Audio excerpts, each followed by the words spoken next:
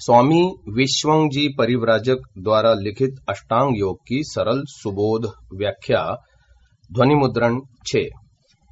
अपरिग्रह। अपरिग्रह की परिभाषा मन, वाणी व शरीर से अनावश्यक वस्तुओं व अनावश्यक विचारों का संग्रह न करने को अपरिग्रह कहते हैं। साधारण तौर पर प्रत्येक व्यक्ति न्यूनतम आवश्यकताओं की पूर्ति हेतु भोजन, वस्त्र, मकान एवं अन्य जीवनोपयोगी आवश्यक साधने चाहिए। योग्यता व अधिकार के अनुसार कुछ अतिरिक्त साधनों की भी आवश्यकता होती है। यद्यपि आवश्यकता की सीमा बांधी जानी चाहिए, पर योग्यता व अधिकार के अनुसार आवश्यकताओं की सीमा को घटाया बढ़ाया जा सकता है। उदाहरण के लिए, चाहे राष्ट्रपति हो या चपरासी, उनके वस्त्रों की भिन्न भिन्न सीमा निर्धारित की जा सकती है। योग्यता व अधिकार के अनुसार न्यून व अधिक वस्त्रों की आवश्यकता होती है। अपरिग्रह का यह अभिप्राय नहीं है कि राष्ट्रपति व चपरासी के लिए वस्त्र एक जैसे व समान मात्रा में हों, परंतु योग्यता व अधिकार के अनुसार पहनने हेतु उचित वस्त्र प्रत्येक को चाहिए। ऐसा अन्य विषयों में भी समझना चाहिए। आज हम अपने साधनों को इतना अधिक बढ़ाते जा रहे हैं कि सीमा ही समाप्त होती जा रही है। हम जितने अधिक साधनों को बढ़ाते जाएंगे, उतने ही अधिक हिंसा के भागी बनते जाएंगे, क्योंकि प्रत्येक वस्तु की उत्पत्ति से लेकर हमारे प्रयोग में आने तक बहुत हिंसा होती है। और ऐसा भी नहीं है कि बिना हिंसा के जीवन जी सकते हों। जीवन यापन के लिए संसार में कोई भी वस्तु ऐसी वस्तु नहीं है जिसके पीछे हिंसा जुड़ी हुई न हो। प्रत्येक वस्तु के निर्माण में कुछ प्राणियों को दुख तो होता ही है। उदाहरणार्थ, कपास की खेती से वस्त्र निर्माण होने तक की प्रक्रिया में अनेक जीव पीड़ित होते व मरते हैं, परंतु हमें आवश्यकता के अनुसार कुछ न कुछ तो साधन चाहिए ही। हम मात्र उतने ही साधनों का प्रयोग करें। आज हमने स्वयं को योग्य व अधिकार मानकर अधिक साधनों की भरमार सी कर ली है। पीछे मुड़कर देखें तो कितने लोग ऐसे हैं जिनके पास न अन्न, न वस्त्र, न मकान, न कोई अतिरिक्त साधन है। ऐसा न हो कि हमारे कारण दूसरे अपनी मूलभूत आवश्यकताओं से भी वंचित रह जाएं। हमें सबको देखते हुए चलना चाहिए। हमारी अधिक संग्रह करने की भावना से अनावश्यक उत्पादन बढ़ता जा रहा है, जिससे पंचभूतों जैसे पृथ्वी, जल आदि की महती हानि हो रही है या इनका अत्यधिक दोहन किया जा रहा है। ऐसा न हो कि हम क्षणिक सुख के लिए विपुल मात्रा में हिंसा कर बैठें। योग्यता व अधिकार के अनुरूप सीमित वस्त्र, मकान व आने जाने के साधन हो, जिससे हम अपने लक्ष्य के प्रति अग्रसर हो सकें। अधिक अर्जन करने के पीछे अनेकों कष्ट भोगने पड़ते हैं। उनसे बचकर मुक्ति के प्रति अधिक पुरुषार्थ होना चाहिए। दिखावे से ग्रस्त होकर हमसे जाने व अनजाने अधिक हिंसा हो रही है। हमें सावधानी रखनी होगी। हम अपरिग्रह से बचें एवं ईश्वर व आत्मदर्शन के अधिकारी बनें। अपरिग्रह पालन के लाभ। अधिक संग्रह करने हेतु जिन झूठ, छल, कपट, अन्याय, ईर्ष्या, द्वेष आदि को न चाहते हुए भी करते रहते हैं, उन सबसे परे होकर सत्य, न्याय, प्रेम से व्यवहार करने लगते हैं। दूसरा लाभ, आत्म शांति व तृप्ति मिलती है। इससे मन प्रसन्न होता है। तीसरा लाभ, प्रभु दर्शन हेतु प्रयत्न बढ़ता है।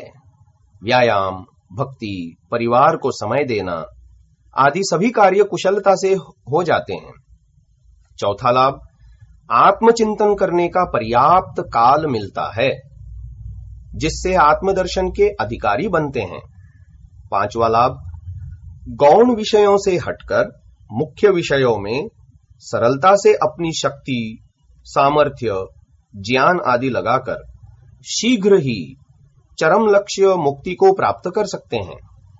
छठा लक्ष्य, आखिर इतना संग्रह किसके लिए करता हूं, क्यों करता हूं, वह कब तक करता रहूंगा, मैं कहां था, कब आया, क्यों आया, पहले का संग्रह कहां है, इस प्रकार के संग्रह से क्या होगा, कब तक संग्रह करूंगा, इस प्रकार आत्मा का बोध होता है। सातवां लाभ, भौतिक पदार्थों की नश्वरता का बोध होता है कि कोई भी वस्तु मेरे साथ सदा नहीं रह सकती, न ही कोई वस्तु मेरे साथ ही जा सकती है या आ सकती है। आठवां लाभ होता है, अपरिग्रह का पालन करने से अहिंसा में व्यापक वृद्धि होती है, जिससे प्रत्येक मनुष्य अपनी मूलभूत आवश्यकताओं की पूर्ति कर आनंदित रह सकता है।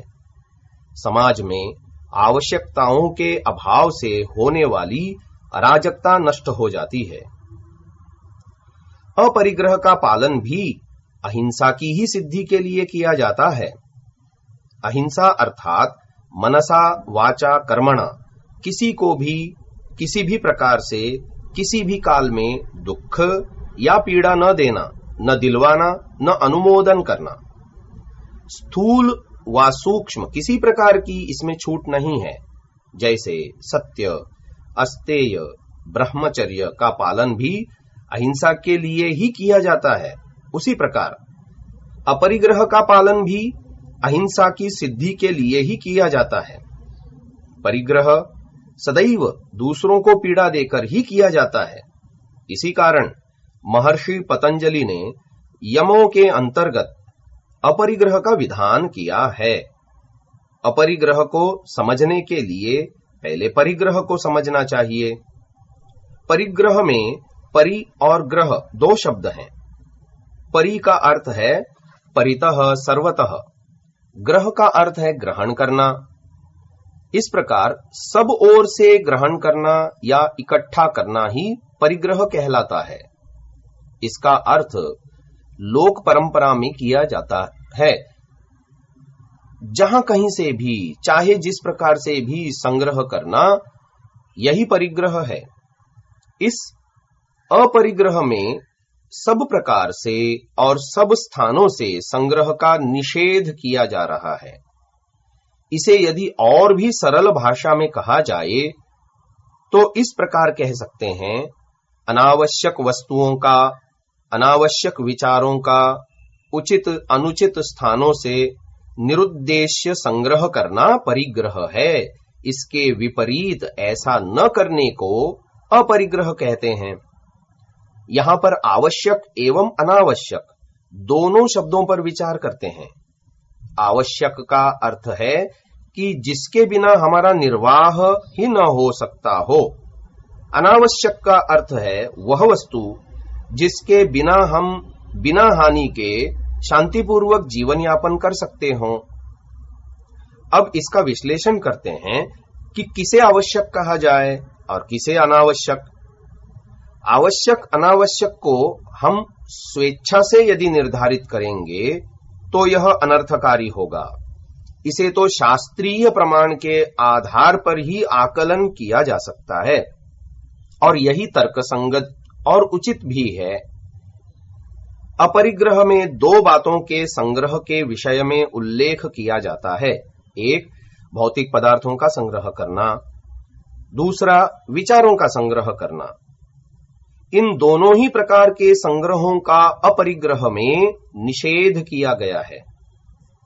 मानसिक विचारों का परिग्रह अर्थात अपने विषय में अनावश्यक पूर्व की स्मृति व भविष्य की कल्पना को और दूसरों के विषय में अनावश्यक व घातक विचारों को, हानि पहुंचाने वाले विचारों को करते रहना। इस प्रकार के विचार से हमारा आत्मा क्षय को अर्थात पतन को प्राप्त होता है।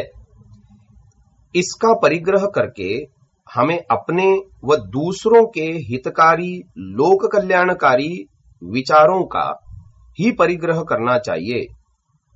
क्षमा चाहता हूं।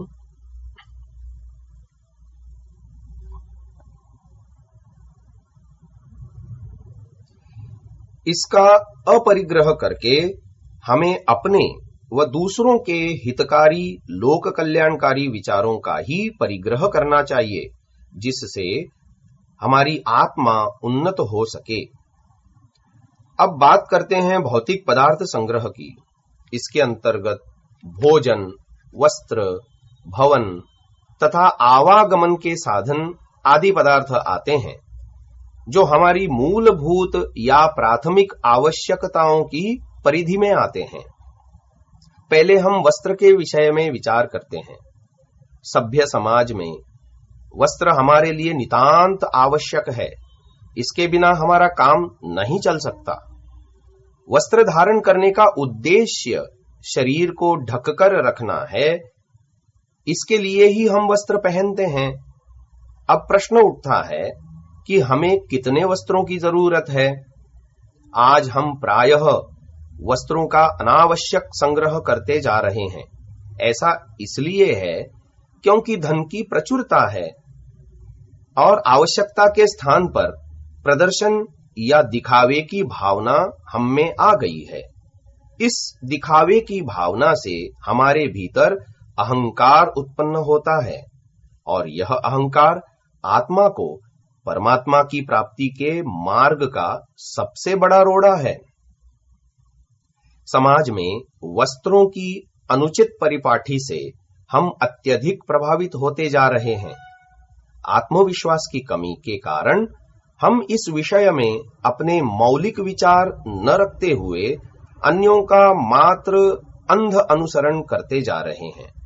किंचित सोचकर तो देखें कि हमें कितने वस्त्रों की आवश्यकता होती है। 1 जोड़ी, 2 जोड़ी, 3, 4, 5, 6 या अधिक से अधिक सप्ताह के 7 दिन धारण करने के लिए अधिक से अधिक 7 जोड़ी कपड़े पर्याप्त होने चाहिए। किंतु इसके विपरीत देखने में आता है, जन सामान्य भी धन के बाहुल्य के कारण इतने जोड़ी वस्त्र रखते हैं कि उसे ही उनकी संख्या ज्ञात नहीं रहती। यह सब अनावश्यक ही तो है। 7 जोड़ी कपड़े स्वयं के लिए रखकर यदि हम शेष वस्त्र दान कर दें तो न जाने कितने निर्धन पात्र व्यक्तियों की आवश्यकता पूरी कर सकते हैं। इस दान से उपजे आत्मसंतुष्टि के भाव का मूल्य संसार के मूल्यवान पदार्थों से भी अधिक ही रहेगा। इस संदर्भ में हम अधिकारी व्यक्ति को नहीं ले सकते। जैसे उच्चाधिकारी, राष्ट्रपति, प्रधानमंत्री को सामाजिक सौजन्य के कारण छोड़ा जा सकता है, परंतु फिर भी राष्ट्रपति से लेकर किसी चपरासी तक यह भलीभांति निर्धारित किया जा सकता है कि किसके लिए कितने वस्त्र होने चाहिए, अर्थात यथा योग्य। किंतु तो भी सर्वथा इस प्रामाणिक बात से छूट किसी को नहीं दी जानी चाहिए, क्योंकि अंततः वे लोग भी तो तन को ढकने के लिए ही वस्त्र धारण करते हैं। इस प्रकार स्वेच्छाचारिता पूर्वक इसका व्यवहार अनावश्यकता को ही पुष्ट करता है। इसलिए स्थिति के अनुसार अपरिग्रह का पालन सभी के लिए आवश्यक होना चाहिए। इन सब बातों का निष्कर्ष यह निकलता है कि इसका शास्त्रानुसार निर्धारण जब तक नहीं होगा तब तक हम अनावश्यक संग्रह को तिलांजलि देने में असमर्थ ही रहेंगे। ज्ञान के अभाव के कारण इस परिग्रह के क्षेत्र में हम सभी आते हैं। यह अनाप शनाप परिग्रह ही तो हमें ईश्वर से दूर कर रहा है। हमारे पास ईश्वर आराधना के लिए समय ही नहीं बचता। हम रात दिन इन्हीं अनावश्यक वस्तुओं को सहेजने, संवारने, रक्षण करने में व्यतीत कर देते हैं। इसलिए इनका अपरिग्रह किए बिना हम अहिंसा को पुष्ट नहीं कर सकते। वेद व्यास जी अपरिग्रह की परिभाषा में आगे लिखते हैं, विषयाणाम अर्जन रक्षण क्षय संग हिंसा दोष दर्शनात् अस्वीकरणम अपरिग्रह। अर्थात विषयों का अर्जन करने या प्राप्त करने, उसके रक्षण करने, क्षय अर्थात नष्ट हो जाने और संग अर्थात आसक्ति होने, इन 4 दोषों के कारण उसे अस्वीकार कर देना चाहिए। इन सबके साथ हिंसा जुड़ी हुई है। यह 5वां दोष है। अर्जन, रक्षण, क्षय, संग और हिंसा। इस प्रकार ये 5 प्रकार के दोष परिग्रह के साथ जुड़े हुए होते हैं। इन 5 प्रकार के दोषों के कारण परिग्रह को छोड़ अपरिग्रह को अपनाना चाहिए। किसी भी वस्तु को उपार्जित करने में दोष, उसका रक्षण करने में दोष, क्षय में उससे उसके नाश में होने वाला पीड़ा का दोष, संग करने में इनके साथ रहने में भी दोष होता है। इन सबके साथ हिंसा तो आवश्यक रूप से जुड़ी हुई ही है।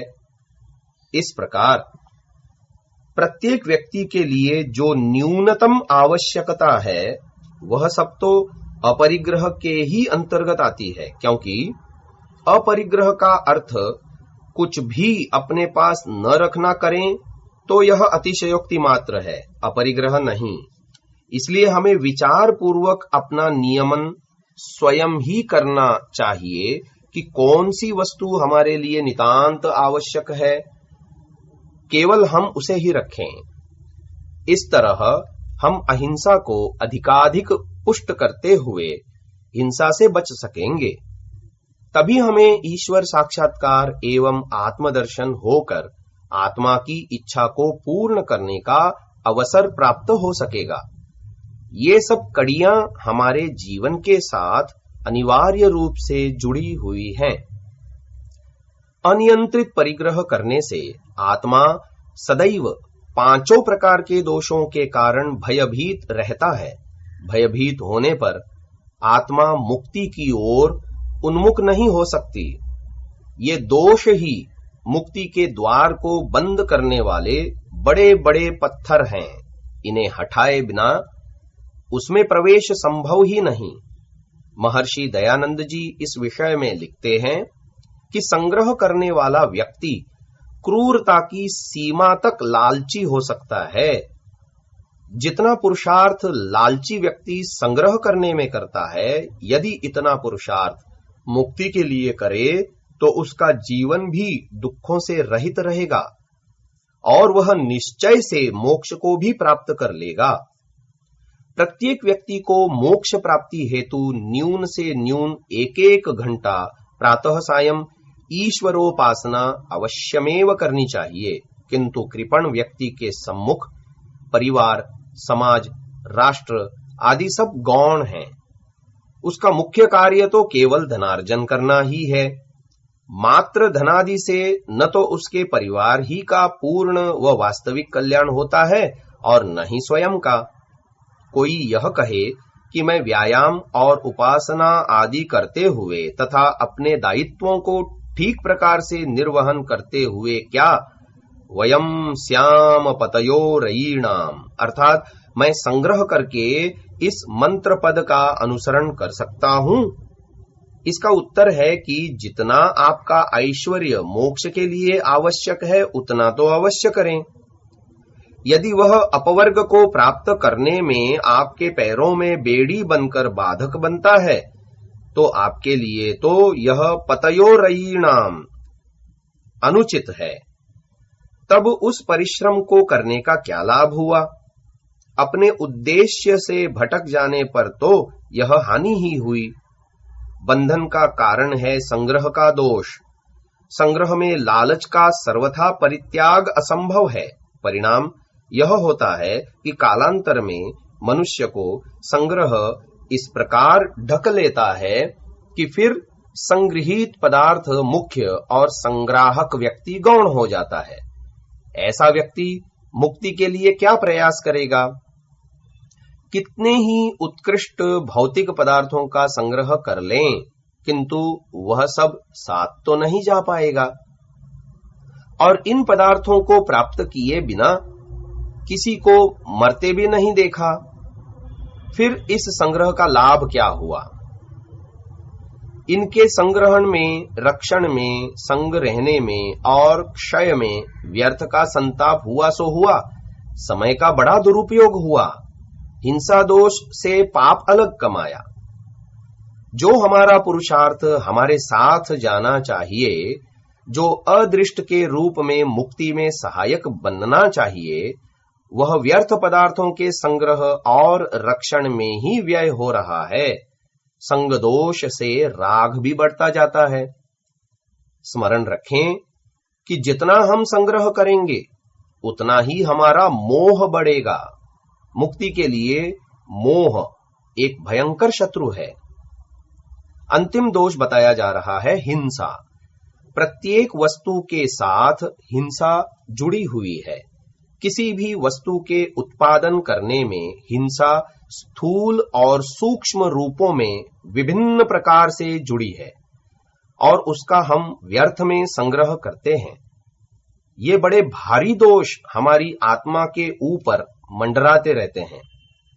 व्यास जी का कथन है कि यदि इन पांचों दोषों से बचना चाहते हो तो अनावश्यक संग्रह बिल्कुल मत कीजिए।